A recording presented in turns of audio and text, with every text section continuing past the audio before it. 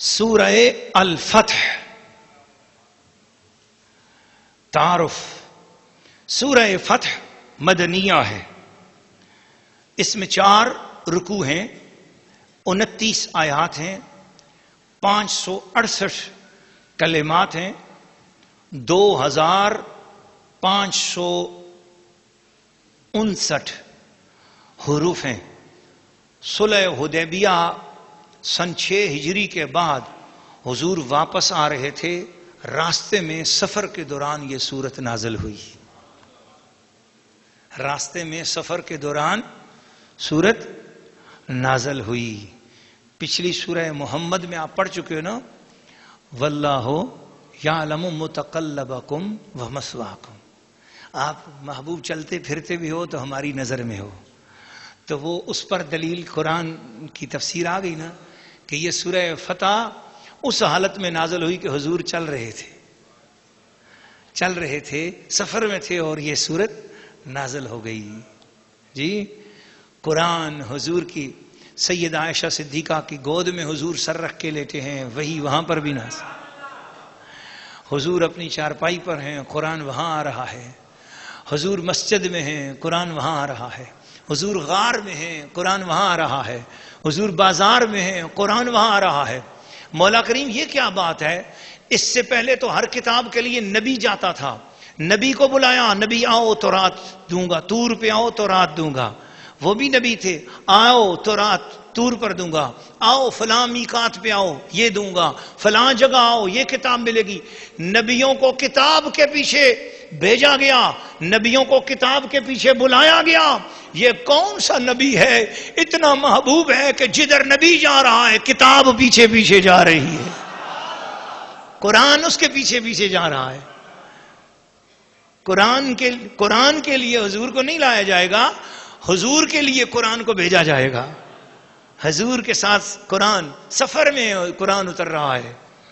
یہ مقام مصطفیٰ ہے. اس کے شان نزول میں بھی یہ سمجھ لو.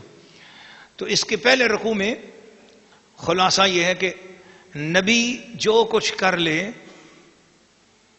اسی پر راضی رہنے میں فتح ہے، کامیابی ہے. اور نبی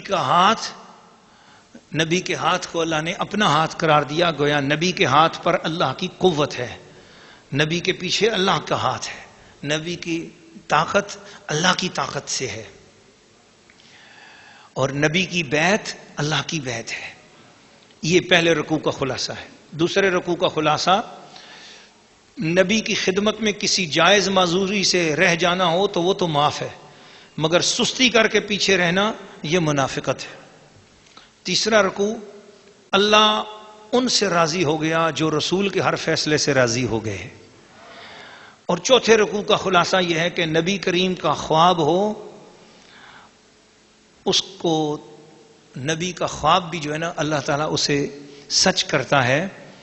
اور صحابہ اکرام کے درجات پچھلی کتابوں میں تورات، زبور، انجیل میں بھی بیان ہیں.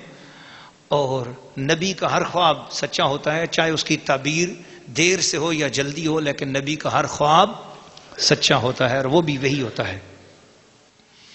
سورہ الفتح رکوع نمبر 1 تلاوت. بسم اللہ الرحمن الرحیم انا فتحنا لك فتحا مبینا. بسم اللہ الرحمن الرحیم، اللہ کے نام سے شروع جو نہایت مہربان رحم والا. انا فتحنا لك فتحا مبینا لیغفر لك الله ما تقدم من ذنبك وما تأخر ويتم نعمته عليك ويهديك صراطا مستقيما وينصرك الله نصرا عزيزا. هو الذي أنزل السكينة في قلوب المؤمنين ليزدادوا إيمانا مع إيمانهم ولله جنود السماوات والأرض وكان الله عليما حكيما ليدخل المؤمنين والمؤمنات جنات تجري من تحتها الأنهار خالدين فيها ويكفر عنهم سيئاتهم وكان ذلك عند الله فوزا عظيما ويعذب المنافقين والمنافقات والمشركين والمشركات الظانين بالله ظن السوء عليهم دائرة السوء وغضب الله عليهم ولعنهم وأعد لهم جهنم وساءت مصيرا ولله جنود السماوات والأرض وكان الله عزيزا حكيما إنا أرسلناك شاهدا ومبشرا ونذيرا لتؤمنوا بالله ورسوله وتعزروه وتوقروه وتسبحوه بكرة وأصيلا إن الذين يبايعونك إنما يبايعون الله يد الله فوق أيديهم فمن نكث فإنما ينكث على نفسه ومن أوفى بما عاهد عليه الله فسيؤتيه أجرا عظيما. سورہ الفتح رکوع نمبر 1. ترجمہ کنز الایمان.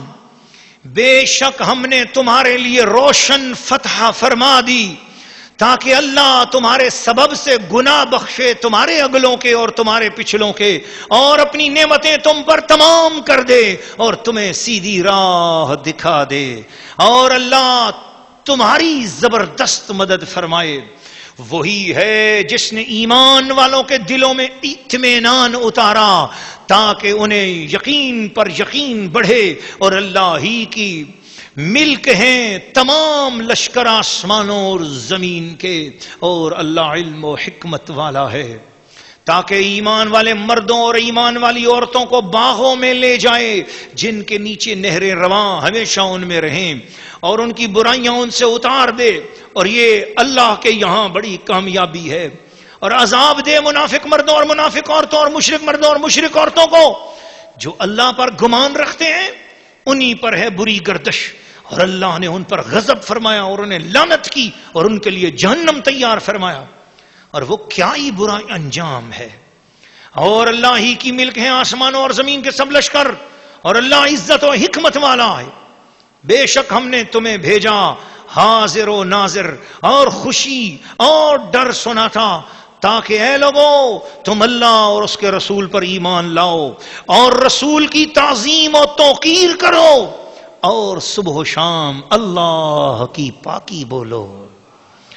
وہ جو تمہاری بیعت کرتے ہیں وہ تو اللہ ہی سے بیعت کرتے ہیں. وہ جو تمہاری بیعت کرتے ہیں وہ تو اللہ ہی سے بیعت کرتے ہیں. ان کے ہاتھوں پر اللہ کا ہاتھ ہے. تو جس نے عہد توڑا اس نے اپنے بڑے عہد کو توڑا اور جس نے پورا کیا وہ عہد جو اس نے اللہ سے کیا تھا تو بہت جلد اللہ اسے بڑا ثواب دے گا. سورہ الفتح رکوع نمبر 1. تفسیر.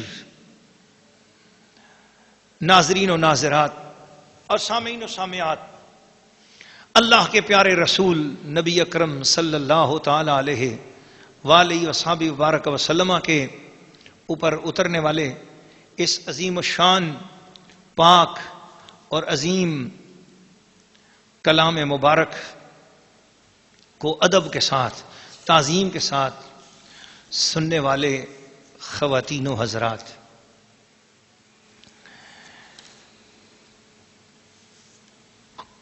اس سورہ فتح کے پہلے رکوع میں اللہ کریم نے اپنے محبوب صلی اللہ علیہ وسلم کے ساتھ ایک بہت ہی عظیم و شان بات ارشاد فرمائی. اس کا شان نزول کیا ہے، موقع کیا ہے، وہ میں آپ کو بعد میں بتاتا ہوں. پہلے میں اس کا ترجمہ آپ کو جو سنا رہا ہوں یہ ترجمہ ہے زمانے کے اس عظیم الشان امام کا جسے حضرت امام احمد رضا قادری کہا جاتا ہے. دنیا انہیں اعلی حضرت کہتی ہے. فاضل بریلوی کے پیارے لقب سے وہ مشہور ہیں. وہ عظیم الشان ہستی جنہوں نے فتاوی رضویہ جیسی عظیم الشان 33 جلدوں پر مشتمل عظیم الشان علمی ذخیرہ امت مسلمہ کو عطا کیا. اس آیت کا ترجمہ کرتے ہوئے بے شمار لوگوں سے غلطیاں ہوئیں. آئیے دیکھتے ہیں کہ اعلیٰ حضرت نے جو اس آیت کا ترجمہ کیا ہے سورہ الفتح کی دوسری آیت. اس کا ترجمہ اعلیٰ حضرت نے یوں کیا: تاکہ اللہ تمہارے سبب سے گناہ بخشے تمہارے اگلوں کے اور تمہارے پچھلوں کے. یہ ترجمہ آپ نے سن لیا، لیکن اس کی اہمیت تب آپ کو پتہ چلے گی جب آپ دوسروں کے ترجمے سنیں. میں آپ کو دوسروں کا ترجمہ سنا رہا ہوں. ہندوستان کے اندر ایک بڑی علمی شخصیت گزری ہے، شاہ عبد القادر. شاہ ولی اللہ محدث دہلوی کے خاندان کے لوگ ہیں. شاہ عبد القادر صاحب بڑے علمی شخصیت تھے، بہت علم کا ان کے پاس مرتبہ اور مقام ہے اور خاندان علمی ہے. ہندوستان کی ایک بڑی علمی شخصیت ہے شاہ عبد القادر. شاہ عبد القادر صاحب نے اس آیت دوسری آیت کا ترجمہ یوں کیا: ہم نے فیصلہ کر دیا تیرے واسطے سری فیصلہ، تا معاف کرے تجھ کو اللہ جو آگے ہوئے تیرے گناہ اور جو پیچھے رہے. اس ترجمے سے یہ محسوس ہو رہا ہے کہ حضور پاک صلی اللہ علیہ وسلم سے کچھ گناہ ہوئے تھے جن کو اللہ معاف کر رہا ہے. استغفر اللہ العظیم. حالانکہ آیت میں مراد وہ نہیں ہے، آیت میں وہ نہیں لکھا ہوا، لیکن ترجمے نے غلط فہمی ڈال دی. شاہ رفیع الدین صاحب یہ بھی ایک بڑی عظیم علمی شخصیت ہیں اور انہوں نے بھی قرآن پاک کا ترجمہ کیا. ان کا ترجمہ پہلی دوسری آیت کو ملا کر: تحقیق فتح دی ہم نے تجھ کو فتح ظاہر، تو کہ بخشے واسطے تیرے خدا جو کچھ ہوا تھا پہلے گناہوں سے تیرے اور جو کچھ پیچھے ہوا.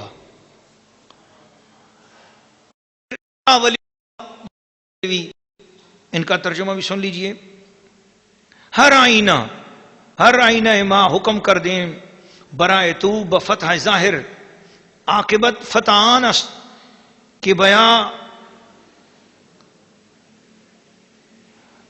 فتح آنس کے بیا مرز ترا خدا آنچے کے سابق گزشت از گناہ تو و آنچے پسماند.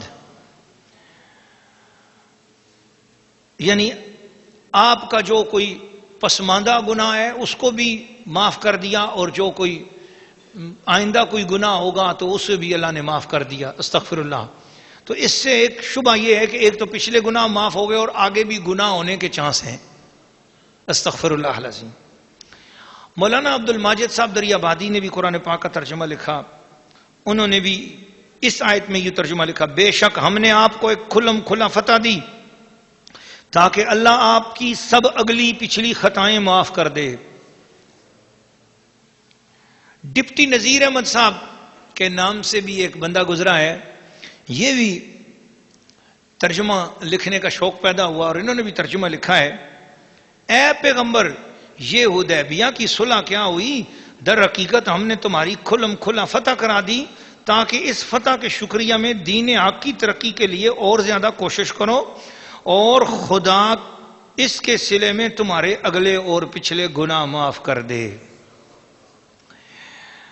مولانا اشرف علی صاحب تھانوی انہوں نے بھی ترجمہ لکھا موضع القرآن. انہوں نے یہ ترجمہ لکھا: بے شک ہم نے آپ کو ایک کھلم کھلا فتح دی تاکہ اللہ آپ کی سب اگلی پچھلی خطائیں معاف فرما دے. آؤ اب اعلیٰ حضرت امام اہل سنت کا ترجمہ سنو. آپ نے فرمایا: بے شک ہم نے تمہارے لیے روشن فتح دی تاکہ اللہ تمہارے سبب سے گناہ بخشے تمہارے اگلوں کے اور تمہارے پچھلوں کے.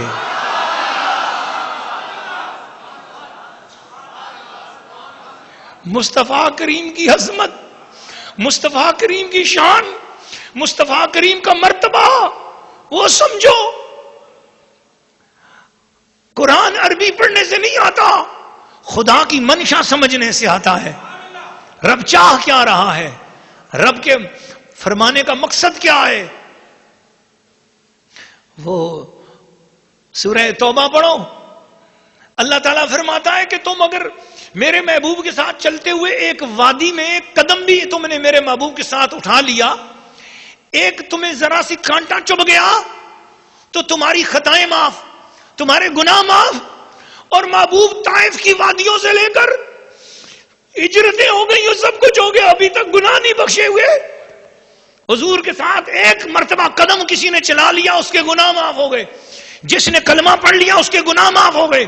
اور یہ سورت فتح اتر رہی ہے صلح حدیبیہ پہ 6 ہجری میں آ کر، یعنی اسلام کا اعلان کیے ہوئے رسول پاک کو تکلیفیں سہتے ہوئے اور اسلام کی خاطر تکلیفیں سہتے ہوئے، پریشانیاں سہتے ہوئے، ہجرتیں سہتے ہوئے، گھر بار چھوڑتے ہوئے، وطن چھوڑتے ہوئے حضور علیہ الصلوۃ والسلام کو تقریباً 18-19 سال ہو چکے ہیں۔ اب یہ 19 سال ہو چکے ہیں تو ترجمے والوں کو ابھی تک گناہ معاف نظر نہیں آ رہے ہیں، اور ادھر دوسری جگہ سورہ توبہ میں ساتھ حضور کے کوئی قدم لے لیتا ہے تو گناہ معاف ہو جاتے ہیں، کلمہ پڑھ لیتا ہے تو گناہ معاف ہو جاتے ہیں۔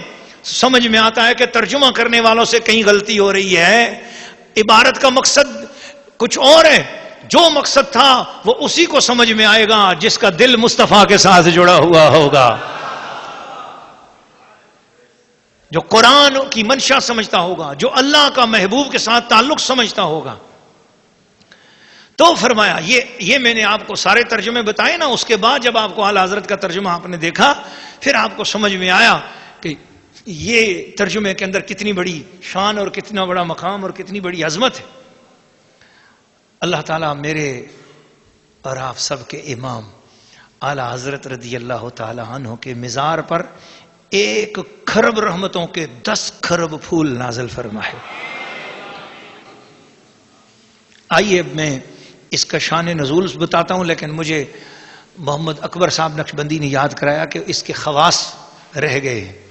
سورہ الفتح کے خواص، میں آپ کو سورہ الفتح کے خواص پیش کرتا ہوں۔ یہ عظیم الشان صورت ہے۔ اگر کسی شخص کو روحانی طور پر تہجد پڑھنے کا شوق ہے لیکن تہجد کے لیے آنکھ نہیں کھلتی، یا روحانی معاملات اس کے کھلتے نہیں ہیں، درود شریف بھی پڑھتا ہے یا علماء کے پاس بھی جاتا ہے، پیر فقیروں کے پاس بھی جاتا ہے، مگر اس کی روحانی اندر کی دنیا کھلتی نہیں ہے، تو اس کے لیے سورہ فتح زبانی یاد کر لے اور اس کو 2 نفلوں میں 2 رکوع کر کے پڑھے۔ تو بس پہلی رکعت میں 2 رکوع پہلے اور دوسری رکعت میں 2 رکوع آخر کے پڑھے۔ بس اس طریقے سے یہ 48 دن کرنے ہوں گے اس کو۔ بس 48 دن کے اندر کی دنیا کھل جائے گی، فیض لینا بھی آ جائے گا، فیض دینا بھی آ جائے گا۔ اب جس کا دل چاہے پا جائے روشنی، ہم نے تو دل جلا کے سر عام کر دیا۔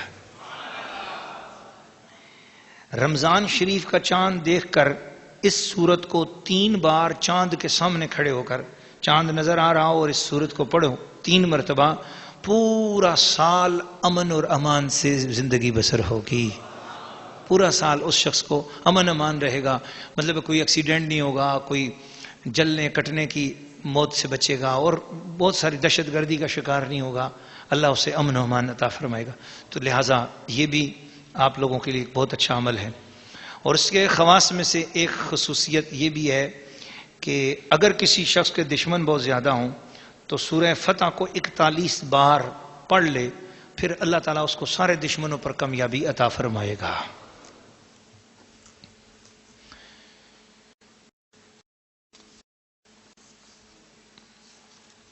حضرت صدر الفاضل سیدنا سید محمد نعیم الدین مراد آبادی رحمۃ اللہ تعالیٰ علیہ خزائن العرفات میں اس کا شان نزول بیان کرتے ہیں کہ حدیبیہ سے واپس ہوتے ہوئے یہ سورت حضور علیہ السلام پر نازل ہوئی۔ حضور کو اس سورت کے نازل ہونے سے بڑی خوشی حاصل ہوئی، بڑی خوشی حاصل ہوئی۔ اب یہ تو بات ہے نا، جس کے دل میں محبت ہوتی ہے اسے خود بخود بات سے بات مل جاتی ہے اور اسے نکتہ مل جاتا ہے۔ قرآن کی ایک سورت پر حضور خوش ہو رہے ہیں تو پتہ چلا قرآن کی سورت پر خوشی منانا جائز ہے۔ قرآن کی سورت پر خوشی منانا تو پورے قرآن والے کی سورت کی آمد پر خوشی منانا کیوں نہیں جائز ہے؟ آگے چلیں گے، میں آپ کو ایک واقعہ بتاؤں گا. سورت جب انا آتینا کل کوثر نازل ہوئی، میں سنا ہی دیتا ہوں، موقع آ گیا ہے. سورہ انا آتینا کل کوثر نازل ہوئی تو حضور علیہ الصلوۃ والسلام کے رشتے میں ایک دادی لگتی تھی، رشتے میں حضور کی دادی لگتی تھیں. اس وقت میرے ذہن میں نام ان کا نہیں ہے، حضرت بڑا پیارا نام تھا ان کا، عاتقہ، سیدہ عاتقہ نام تھا ان کا. پھوپھی بھی لگتی تھیں، دادی بھی، دو رشتے تھے.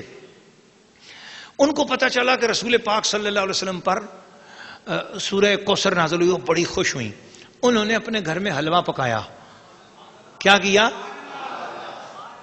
حلوہ پکایا اور یہ سوچا کہ میں حضور کو حلوہ بھیجوں گی. حلوہ پک رہا تھا، ابھی بس تیار وہی تھا کہ حضور خود ہی تشریف لے آئے. جب حضور آئے تو انہوں نے حضور کو دیکھا، بڑی خوش ہوئی، بڑی خوش ہوئی.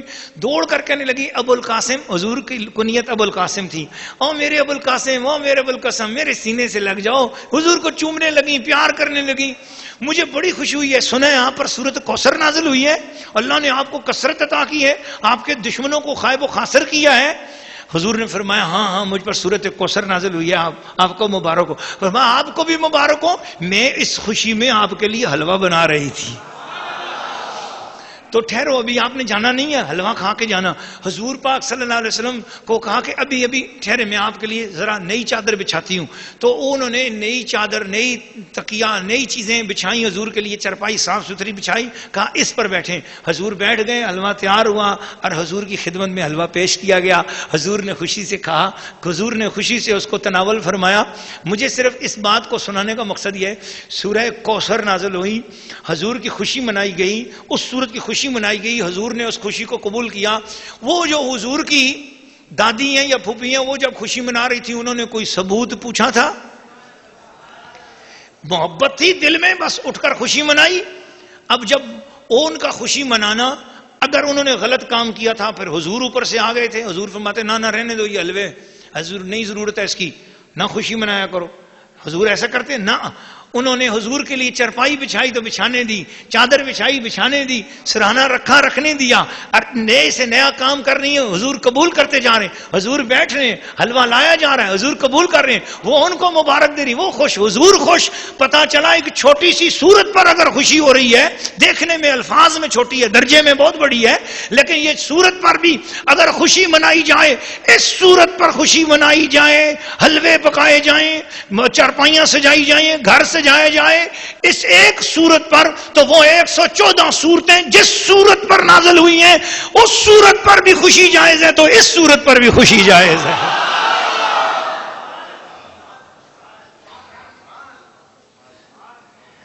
بہت خوشی حاصل ہوئی. یہ تو میں ابھی یہاں پر تھا. اگلا فقرہ سنو، یہ بخاری اور مسلم اور ترمذی میں یہ بات ہے، وہ سنو مسلمان مردوں اور عورتوں، آپ کا دل خوش ہوگا. کیا ہوا؟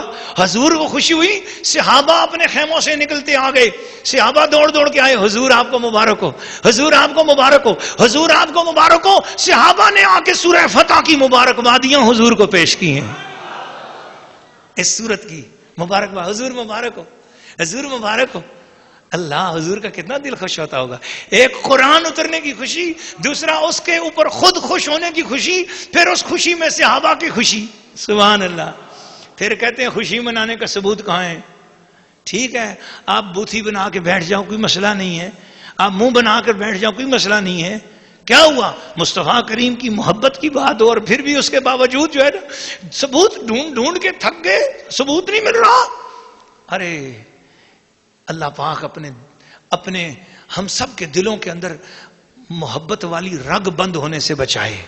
محبت کی رگ کھلی ہوئی ہو تو ثبوت مل جایا کرتے ہیں. محبت کی رگ کھلی ہوئی ہو تو ثبوت مل جایا کرتے ہیں.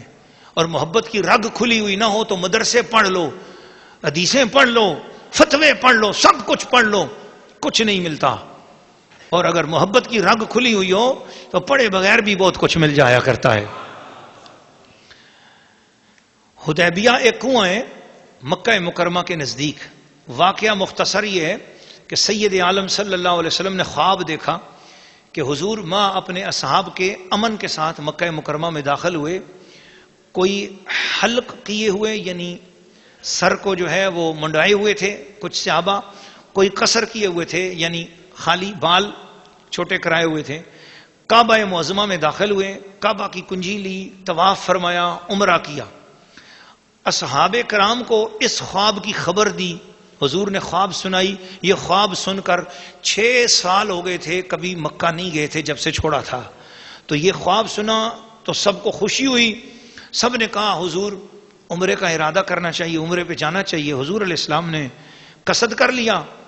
تو 1400 کی تعداد میں صحابہ کرام تیار ہو گئے. یکم ذی قعدہ سن 6 ہجری کو روانہ ہوئے.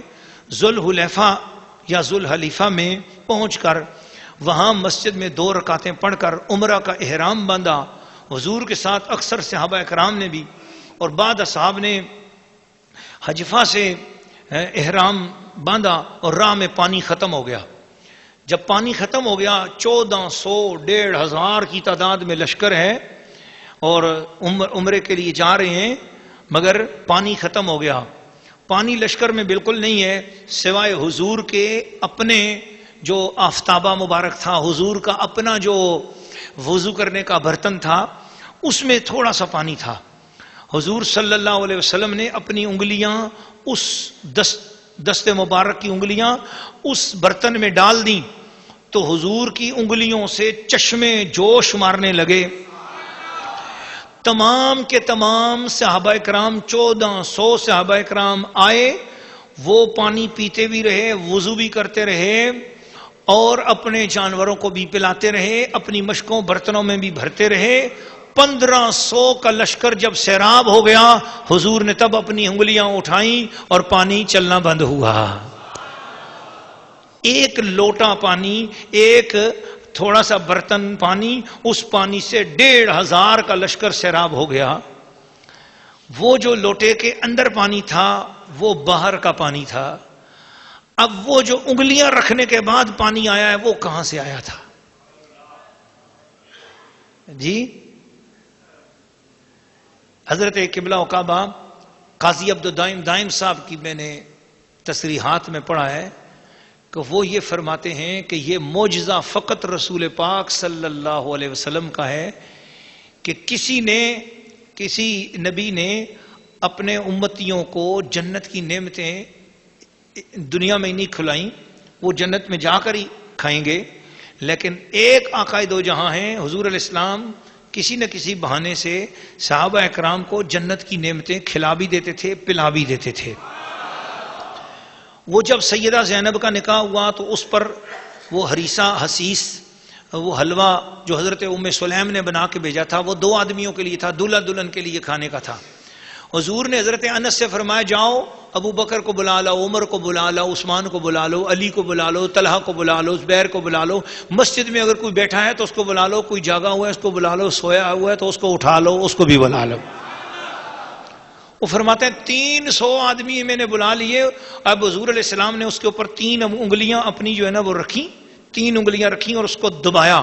پھر حضور نے فرمایا 10 بندوں کو کہو اندر آتے جائیں. 10 بندے اندر آتے جا رہے ہیں، کھاتے جا رہے ہیں، آتے جا رہے ہیں، کھاتے جا رہے ہیں، آتے جا رہے ہیں، راجو کے کھاتے جا رہے ہیں.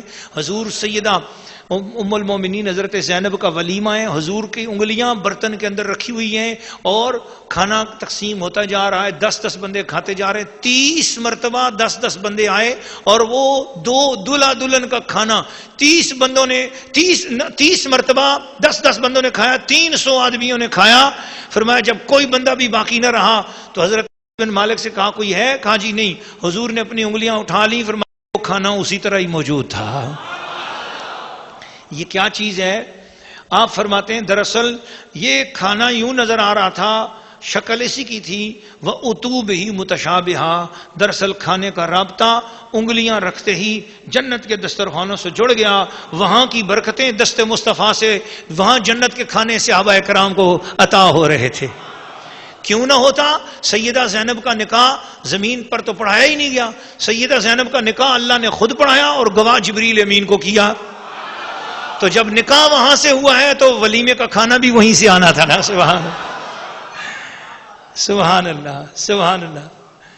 بس ظاہری طور پر نظام ایسے بن رہا تھا کہ ام سلیم نے وہ دو بندوں کے لیے وہ محبت کے ساتھ حضور کے لیے اور نئی نویلی دلہن ام المومنین سیدہ زینب کے لیے کھانا بھیجا، لیکن حقیقتاً یہ ولیمے کا رابطہ ادھر رکھ کر ام سلیم کا دل بھی خوش کر دیا اور سب صحابہ کرام کو اسی رنگ کا جنت سے منگوا کر کھلا بھی دیا۔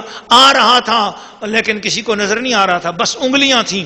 یہ کیسی انگلیاں ہیں کہ وہاں لشکر میں ہو تو ان میں سے پانی نکل رہا ہے اور یہی کھانے کے اوپر آ جائے ان میں سے کھانا نکل رہا ہے۔ اے مصطفیٰ، آپ کی انگلیوں کے اوپر کروڑوں سلام ہوں، کروڑوں درود ہوں۔ جو مصطفیٰ کی انگلیوں کو نہ سمجھ سکے وہ مصطفیٰ کے وجود کو کیسے سمجھ سکے گا؟ تو جب حضور علیہ السلام نے مقام اسفان میں پہنچے تو خبر آئی کہ کفار قریش بڑے سر و سامان کے ساتھ جنگ کے لیے تیار ہیں، اور جب حدیبیہ پر پہنچے تو اس کا پانی ختم ہو گیا، ایک قطرہ بھی نہ رہا، گرمی بھی شدید تھی۔ حضور علیہ السلام نے کنویں میں کلی فرمائی، تو جب کلی فرمائی تو اس کی برکت سے کنویں کا پانی بھر گیا، سب نے پانی پیا، اونٹوں کو پلایا، اور یہاں کفار قریش کی طرف سے حال معلوم کرنے کے لیے کئی شخص بھیجے گئے، سب نے جا کر یہی بیان کیا کہ حضور عمرہ کے لیے تشریف لائے ہیں، جنگ کا ارادہ نہیں ہے، لیکن انہیں یقین نہ آیا۔ آخرکار انہوں نے عروہ بن مسعود ثقفی کو، جو طائف کے بہت بڑے سردار اور عرب کے نہایت متمول شخص تھے، تحقیق حال کے لیے بھیجا۔ انہوں نے آ کر حضور کو جب دیکھا تو حضور دستے مبارک دھوتے ہیں تو صحابہ تبرک کے لیے غسالہ شریف حاصل کرنے کے لیے ٹوٹے پڑتے ہیں، حضور کبھی تھوکتے ہیں تو حضور کے تھوک مبارک کو حاصل کرنے کی لوگ کوشش کرتے ہیں، جس کو وہ حاصل ہو جاتا ہے وہ اپنے چہرے اور بدن پر برکت کے لیے مل لیتا ہے۔ کوئی بال جسم اقدس کا گرنے نہیں پاتا، اگر احیاناً جدا ہو جائے تو صحابہ اس کو بہت ادب سے لیتے، جان سے زیادہ عزیز رکھتے۔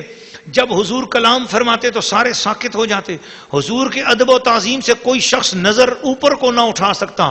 عروہ نے جب یہ منظر دیکھا تو واپس قریش کو جا کر حال بیان کیا، کہا میں بادشاہان فارس اور روم اور مصر کے درباروں میں گیا ہوں، میں نے کسی بادشاہ کی یہ عظمت نہیں دیکھی جو محمد مصطفیٰ کی ان کے اصحاب میں ہے۔ مجھے اندیشہ ہے کہ تم ان کے مقابل کامیاب نہ ہو سکو گے۔ قریش نے کہا ایسی بات مت کہو، ہم اس سال انہیں واپس کر دیں گے، وہ اگلے سال آئیں۔ عروہ نے کہا مجھے اندیشہ ہے کہ تمہیں کوئی مصیبت پہنچے۔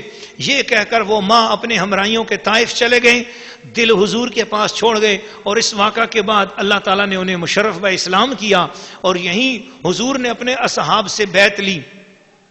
اس بیعت کو بیعت رضوان کہتے ہیں۔ ہوا یوں تھا کہ حضور صلی اللہ علیہ وسلم نے اپنی طرف سے کافروں کے ساتھ بات کرنے کے لیے سیدنا عثمان غنی رضی اللہ تعالیٰ عنہ کو بھیجا۔ جب وہ نمائندے کے طور پہ وہاں پر گئے، ادھر مسلمانوں کے لشکر میں کسی نے آ کے افواہ پھیلا دی کہ حضرت عثمان غنی کو شہید کر دیا گیا۔ جب یہ افواہ پھیلی تو اس افواہ کے پھیلنے پر حضور علیہ السلام کے صحابہ کرام مرنے مارنے پر تیار ہو گئے۔ انہوں نے کہا کہ یا رسول اللہ اب نہیں جائیں گے واپس، اب بدلہ لیں گے۔ تو حضور صلی اللہ علیہ وسلم نے فرمایا آؤ میں عثمان کا بدلہ لینے پر بیعت کرتا ہوں، آؤ میرے ہاتھوں پر بیعت کرو۔ اب حضور علیہ السلام نے ان کی بیعت لینا شروع کر دی۔ کیکر کا ایک درخت تھا، اس کے نیچے حضور علیہ السلام بیٹھ گئے، صحابہ آتے گئے، حضور ایک ایک کو پکڑتے گئے اور کہا کہ عثمان کے خون کا بدلہ لینا ہے اور واپس جانے سے پہلے ہم نے بدلہ لے کر جانا ہے، بیعت کرو۔ سب بیعت کر رہے ہیں، حضور علیہ السلام کے ہاتھ میں ہاتھ دے کر وعدہ کر رہے ہیں، یہ بیعت ہو رہی ہے۔ 1400 صحابہ کرام جب اس بیعت سے فارغ ہو گئے تو قرآن کی آیت نازل ہوتی ہے۔ اللہ تعالیٰ فرماتا ہے کہ ان الذین یبایعونک انما یبایعون اللہ، بے شک جو تیرے ہاتھ پر بیعت کر رہے تھے وہ تو اللہ کے ہاتھ پہ بیعت ہو رہی تھی۔ ایک واقعہ ہے، اب اسی واقعے کو آج بے ادب اور گستاخ بھی بیان کرتا ہے، یہی واقعہ با ادب آدمی بھی بیان کرتا ہے۔ بے ادب اور گستاخ ٹولے والے لوگ، بے ادب اور گستاخ فرقوں والے لوگ اس واقعے کو یوں بیان کرتے ہیں اور وہ کہتے ہیں کہ دیکھو حضور کو اگر غیب کا علم ہوتا تو حضور صلی اللہ علیہ وسلم عثمان غنی کے لیے بیعت کیوں کرتے؟ وہاں تو افواہ اڑائی گئی تھی، اور حضور صلی اللہ علیہ وسلم کو اگر غیب کا علم ہوتا تو حضور کہتے کہ بھئی آپ سب صحابہ بیعت نہ کرو، تسلی کرو، یہ افواہ ہے، غلط بات ہے، بس تسلی رکھو، عثمان زندہ ہے، میں غیب جانتا ہوں، مجھے نظر آ رہا ہے وہ زندہ ہے، تم لوگ بیعت نہ کرو۔ یہ بات ہوتی تو حضور صلی اللہ علیہ وسلم کو غیب کا علم ہوتا تو حضور صلی اللہ علیہ وسلم ایسا کیوں کرتے؟ اب وہ یہ دلیل دے کر سمجھتے ہیں کہ بس ہم نے حضور کے اندر کوئی نقص نکال دیا اور ہمارے اندر جو ہے نا بڑی علمی قابلیت ہم نے دکھا دی. ظالموں شرم کرو، حیا کرو. تمہیں رسول پاک صلی اللہ علیہ وسلم کے سامنے بھی جانا ہے کسی دن. کوئی ایک دن ہوگا جب اللہ کے سامنے جاؤ گے. یہی واقعہ قرآن بھی بیان کرتا ہے. اور قرآن سے پوچھتے ہیں کہ قرآن تو اس واقعے کو عیب کی نظر سے بیان کرتا ہے یا خوبی کی نظر سے بیان کرتا ہے؟ جی ہم بیان کرتے ہیں کہ جب سب کی بیعت ہو گئی تو حضور صلی اللہ علیہ وسلم نے آخر میں کیا کیا؟ تمام روایات، تمام احادیث میں موجود ہے، سنی شیعہ سب کی کتابوں میں موجود ہے. حضور صلی اللہ علیہ وسلم نے اپنا ہاتھ اٹھایا، فرمایا صحابیو تم نے بیعت کر لی، اب میرا عثمان رہتا ہے، اس نے بیعت نہیں کی. حضور نے فرمایا صحابیو یہ ہاتھ عثمان کا ہے، یہ ہاتھ میرا ہے، اب میں عثمان کی طرف سے بیعت کر رہا ہوں. اب اللہ کے محبوب کیا کر رہے تھے؟ مسلمانوں کے اندر دراصل ایک جذبہ پیدا ہو گیا اپنے ایک مسلمان بھائی کے بارے میں کہ بھئی اسے شہید کر دیا گیا ہے، اسے مار دیا گیا ہے. تو مسلمانوں کے ساتھ محبت کے اس جذبے کو فروغ دینے کے لیے حضور نے ان کی اس محبت کو قبول کر لیا. اور کیا ہوا؟ جو کام کیا وہ غلط تھوڑا ہی ہوا. بیعت ہو رہی ہے، اتنی دیر حضور کے ساتھ مس ہو رہے ہیں، حضور کے بدن اقدس کی برکت مل رہی ہے، حضور برکت لٹا رہے ہیں، وہ برکت لے رہے ہیں. اس میں غلط کہاں کیا ہوا؟ اب یہ سارا کام ہو گیا. ہم یہ دلیل دیتے ہیں کہ تم کہتے ہو حضور کو پتا نہیں تھا، اور ہم کہتے ہیں پتا تھا. کوئی دنیا سے جب چلا گیا، حضور نے کبھی کسی شہید ہونے والے کی طرف سے کبھی بیعت کی ہے؟ کتنے صحابہ شہید ہو گئے، بعد میں ان کی طرف سے تو بیعت نہیں ہوئی. اگر عثمان حضور کی نظر میں بھی شہید ہو گئے ہوتے تو حضور یوں نہ فرماتے یہ ہاتھ عثمان کا ہے، یہ ہاتھ میرا ہے، میں عثمان کی طرف سے بیعت کر رہا ہوں. اشارہ بھی کر دیا کہ سب کو بیعت بھی کر رہا ہوں، صحابہ کا جذبہ بھی قبول کر رہا ہوں، اور اللہ کا ادب کرتے ہوئے اللہ کے سامنے حضور خود غیب دانی کا دعویٰ کریں. بے شک حضور کو اللہ پاک نے یہ مقام بخشا ہے، لیکن حضور مقام ابدیت پہ رہتے ہیں. حضور خود ظاہر نہیں کیا، زبان سے کہا نہیں، عمل سے بتا دیا. عثمان کا ہاتھ بتا کر، اپنا ہاتھ بتا کر کے کہ میں اس کی طرف سے بیعت کر رہا ہوں، اشارہ کر دیا کہ وہ مکہ میں زندہ موجود ہے. واضح طور پہ کہا نہیں، اشارہ دے دیا. محبت والوں کے لیے تو سپارہ کافی نہیں ہوتا، محبت والوں کے لیے پارا کافی نہیں ہوتا، محبت والوں کے لیے اشارہ کافی ہوتا ہے. ہاں جس کے اپنے اندر جو ہے نا وہ زہر والا پارا بنا ہوا ہو، جی زہر والا پارا بنا ہوا ہو، تو اس کو پھر مارا مارا پھرتا ہے، اسے پارا پارا نہیں ملتا، اس کا دین پارا پارا ہو جاتا ہے، وہ مارا مارا پھرتا ہے، دلیل اس کو نہیں ملتی. اب یہ عشق کی بات اور محبت کی بات اور یہ تمام حقیقتیں یہ کوئی اپنی طرف سے گھڑی ہوئی بات تو نہیں ہے نا، قرآن ہے اور احادیث موجود ہے، جا کے پڑھیے، مطالعہ کیجئے. اب دیکھنا یہ ہے کہ یہ واقعہ ہوا زمین پر. اب اللہ نے کیا کیا اس کے بارے میں؟ آؤ اللہ سے پوچھتے ہیں کہ اللہ تجھے یہ واقعہ کیسا لگا؟ اللہ فرماتا ہے ان الذین یبایعونک انما یبایعون اللہ،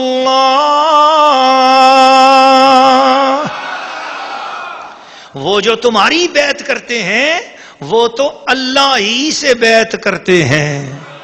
ید اللہ فوق ایدیہم، ان کے ہاتھوں پر اللہ کا ہاتھ ہے. اللہ نے بیچ میں نبی کے ہاتھ کا ذکر ہی نہیں کیا.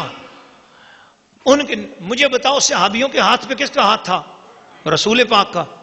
صحابی بیعت کر رہے تھے، صحابی کا ہاتھ حضور کے دونوں ہاتھوں کے بیچ میں، تو ایک ہاتھ صحابی کا حضور کے ایک ہاتھ پر، اور صحابی کے ہاتھ پر حضور کا ہاتھ.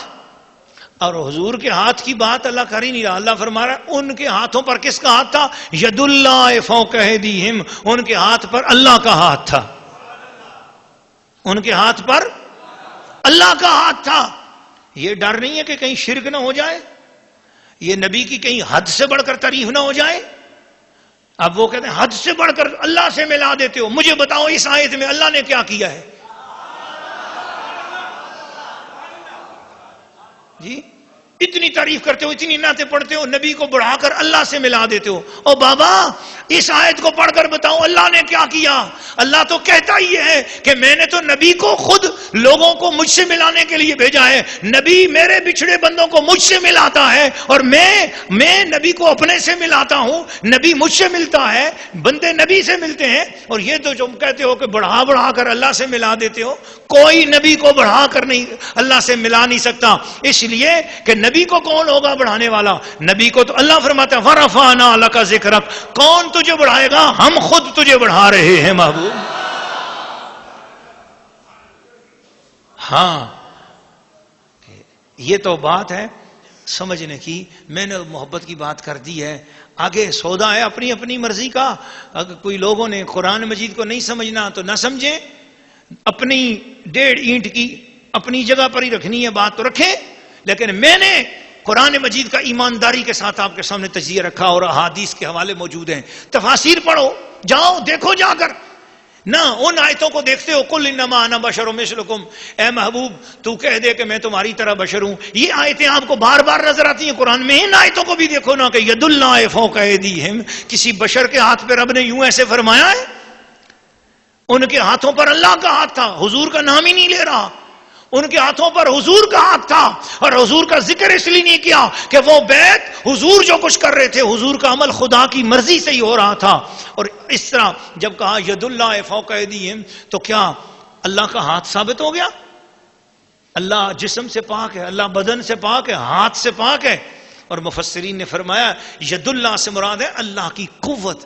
جب صحابہ کرام حضور سے بیعت کر رہے تھے, وہ 1400 صحابہ کرام سے بیعت لینا, اور اس وقت جو نبی ان کے اندر جو ایمان اور جذبہ بھر رہا تھا وہ نبی کے ہاتھوں میں خدا کی قوت کا اور خدا کے نور کا جلوہ اس وقت ظاہر ہو رہا تھا. یہ اس کی تعبیر اور یہ اس کی تشریح ہے. اتنی بڑی بات کے بعد بھی یہ بات کرنے سے پہلے یہ ان الذین یبایعونک انما یبایعون اللہ سے پہلے اللہ نے فرمایا انا, حضور کی تعریفیں کی, انا ارسلناک شاہدا ومبشرا ونذیرا, ہم نے آپ کو حاضر ناظر بنایا, ہم نے آپ کو بھیجا, ہم نے آپ کو مبشر کیا, ہم نے آپ کو نذیر کیا. لتؤمنوا باللہ ورسولہ, اے ایمان والو تم اللہ اور رسول پر ایمان لے آؤ. یا اللہ ایمان لے آئے, اللہ اور رسول پر ایمان لے آئے, اب کیا کریں؟ اب ہم اللہ پر ایمان لے آئے نا, رسول پر ایمان لے آئے, اب ہم تیری نماز پڑھیں, تسبیح کریں؟ فرمایا اللہ پر ایمان لے آئے, رسول پر ایمان لے آئے, اب کیا کرو؟